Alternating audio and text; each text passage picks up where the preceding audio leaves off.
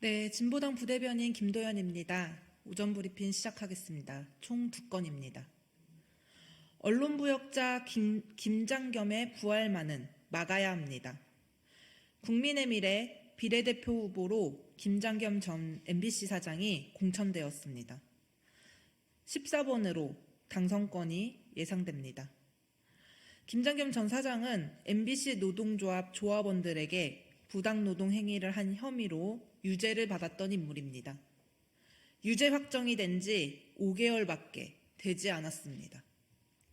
수단과 방법을 가리지 않고 윤석열 정권을 유지하겠다는 한동훈 위원장의 의도가 다분해 보입니다.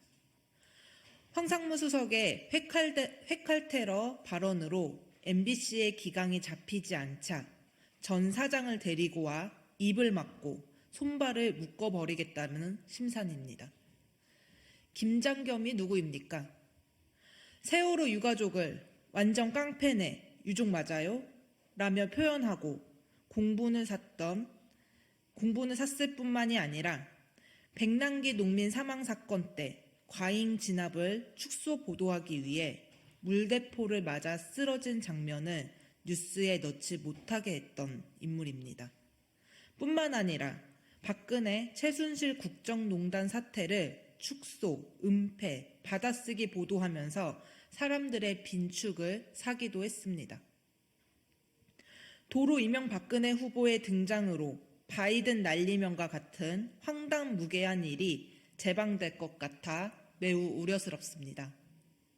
노골적인 언론 탄압에 국민들이 지켜줘야 할 시간이 왔습니다. 언론부역자 김장겸의 부활을 막아야 합니다.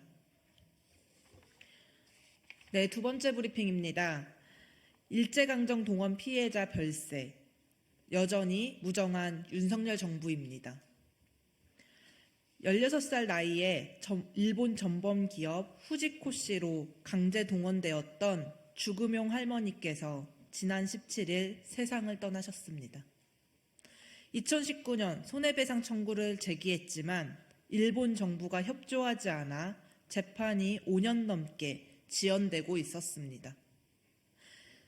할머니의 나이는 올해 96세입니다.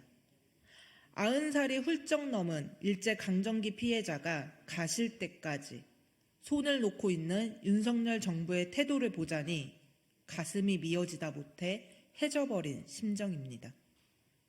지난해에 이어 올해 3.1절 기념사에서도 윤석열 대통령은 강제동원 피해자와 일본군 위안부 등 역사 문제에 대해선 모른 척 넘어갔습니다. 기자들의 질문에도 대통령실은 정부 해법을 통해 종료한 상황이라며 일축했습니다.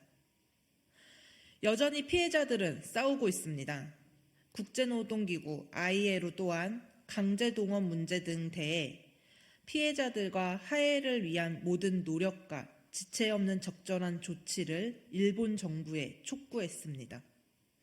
우리나라 법원도 가해 기업에 면죄부를 주면 안 된다며 배상금 강제 공탁에 대해 기각했습니다. 윤석열 정부가 결단을 할 때입니다.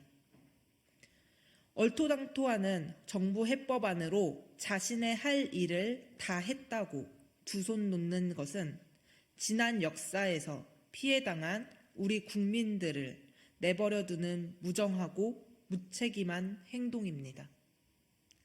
이젠 정부가 제대로 나서야 할 때입니다. 네, 이상입니다.